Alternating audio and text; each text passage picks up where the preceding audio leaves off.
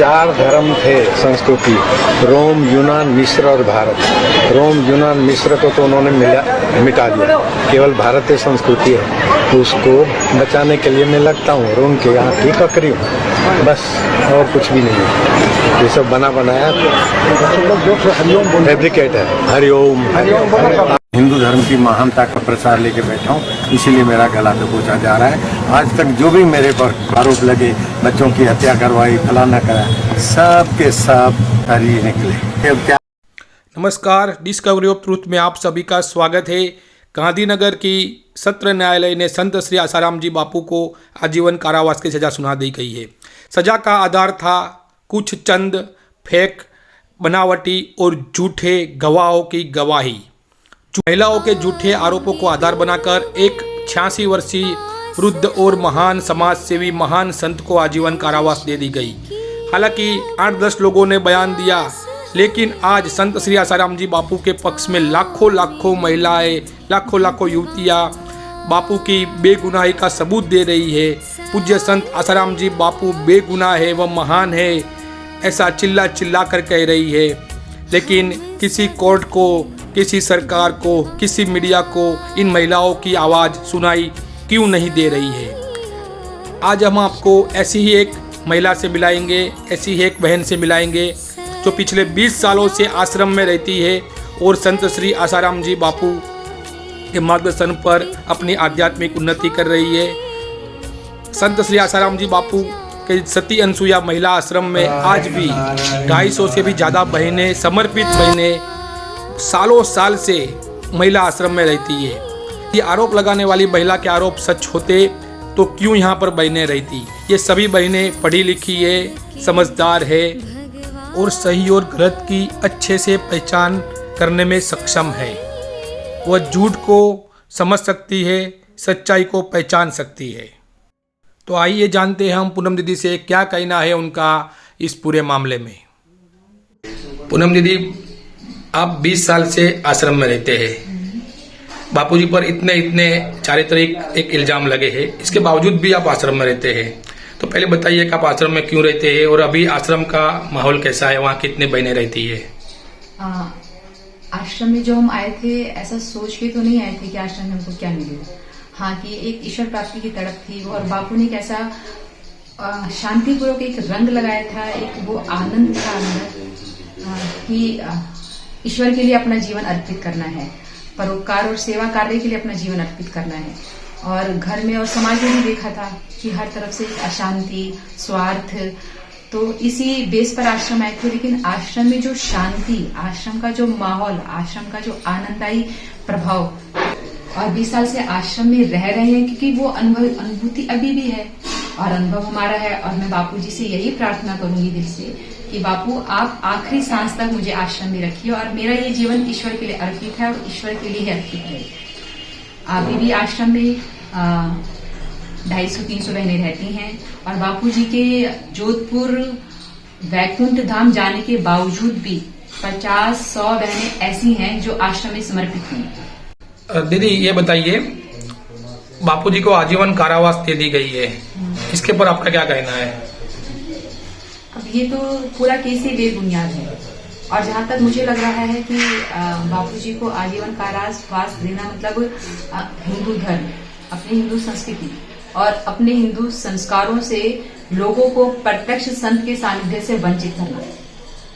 अहमदाबाद की सजा की सुनवाई के बाद तो मुझे बहुत आश्चर्य होता है कि निचली कोर्ट वालों के पास भी इतना पावर कहां से है कि सुप्रीम कोर्ट ने जब ऑर्डर दिया हुआ है कि विदाउट मेडिकल एविडेंस के किसी को भी आजीवन कारावास की सजा नहीं सुना सकते, तो उन्होंने किस बेस पर, किस रूल्स एंड रेगुलेशन और किस एक्ट के आधार पर उन्होंने बापूजी को इतनी बड़ी सजा सुना दी।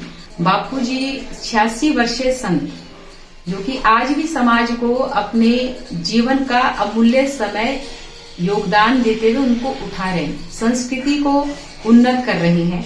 और 14 फरवरी वैलेंटाइन डे जो कि कोई भी परिवर्तित नहीं कर सकता, वो बापूजी ने आज पूरे विश्व में मातृ पितृ पूजन दिवस करवाकर घर घर में शांति और आनंद का माहौल क्रिएट कर दिया है।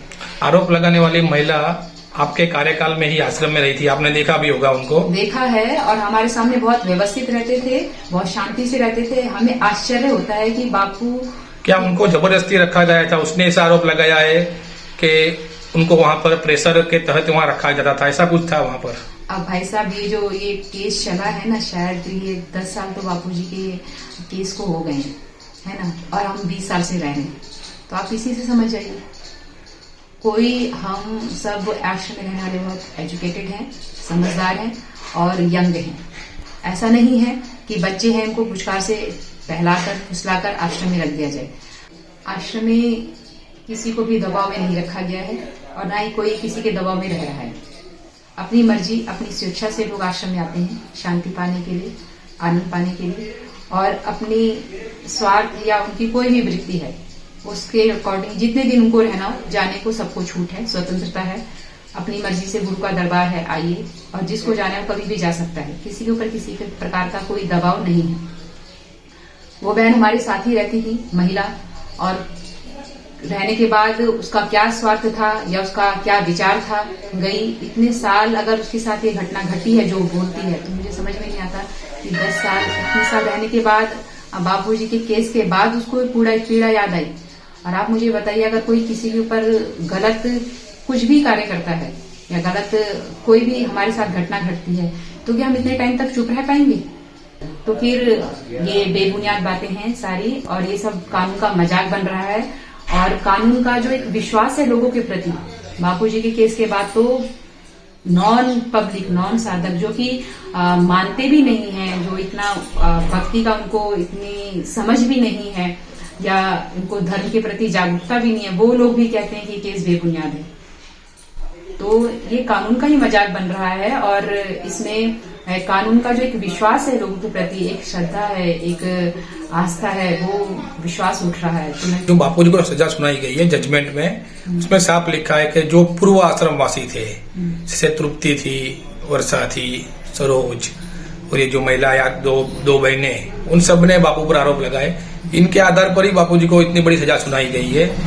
तो जो आरोप लगाने वाले थे वो भी एक टाइम, जैसे आप अभी प्रचारक है, जैसे वक्ता है, तो धर्म का प्रचार करने जाते हैं, तो वो भी ऐसे ही करते थे। तो वो भी वक्ता थे, आप भी वक्ता है, तो अब आप क्या कहेंगे कि अभी इतने सारे लोगों ने इतने गलत इल्जाम क्यों लगाए हैं? अब उनकी क्या धारणा है, या उन्होंने पैसों के बल पर, या उनका क्या आयोजन था आश्रम में रहने का, वो किस लिए आश्रम में रहना चाहते थे, तो ये उनके बारे में तो मैं नहीं कह पाऊंगी। उनका उद्देश्य अब दिख ही रहा है लोगों को। आज ये 4-5 महिलाओं ने जो आरोप लगाया है, उसको इतना सच्चा माना जा रहा है, और उसके आधार पर इतना बापूजी को ऐसी सजाएं सुनाई जा रही हैं। कोई राहत वाली, कोई ऐसा हम लोगों को राहत मिले, ऐसा कोई ऐसा रिजल्ट नहीं मिल रहा है कोर्ट की तरफ से, कानून की तरफ से। तो मुझे बहुत शर्म आती है कि लाखों बापूजी की ऐसी बच्चियां हैं, ऐसी बहनें हैं कि जो बापू के लिए अपनी जान न्यौछावर कर सकती हैं। और आपको अगर जब देखना हो तो आप आइए।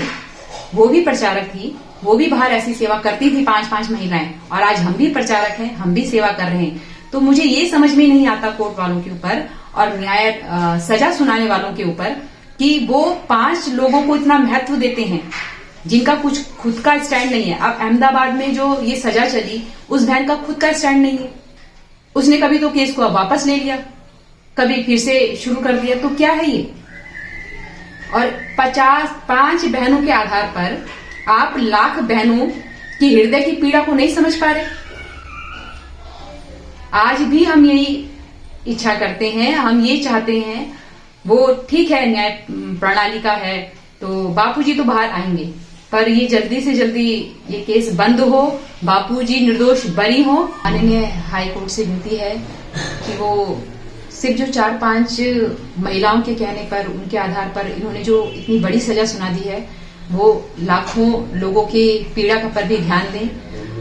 बापूजी के समर्थन में लाखों बहनें, लाखों बच्चियां बापू की खड़ी हैं और उनके ऊपर भी उनकी दृष्टि जाए। और मेरी हृदयपूर्वक प्रार्थना है कि जो करोड़ों लोगों का विश्वास है कोर्ट पर, आपकी जजमेंट पर, उनका एक विश्वास, उनकी आस्था न टूटे, क्योंकि बापूजी खुद ही किताब है, सब बापूजी के बारे में जानते हैं। आज जन जन में, नॉर्मल इंसान में भी बात हो रही है कि ऐसे कैसे बापू को इतने 86 वर्षीय संत को अंदर रखा गया है। और फिर अहमदाबाद की सुनवाई के बाद तो सबका यही कहना है कि बयान के आधार पर इतनी बड़ी सजा दे दी। तो मैं यही फिर प्रार्थना करूंगी कि आपका विश्वास कोर्ट के प्रति बना रहे, हम सबका, करोड़ों लोगों का। तो इस पर आप थोड़ा विचार कीजिए। खूब खूब आभार, धन्यवाद।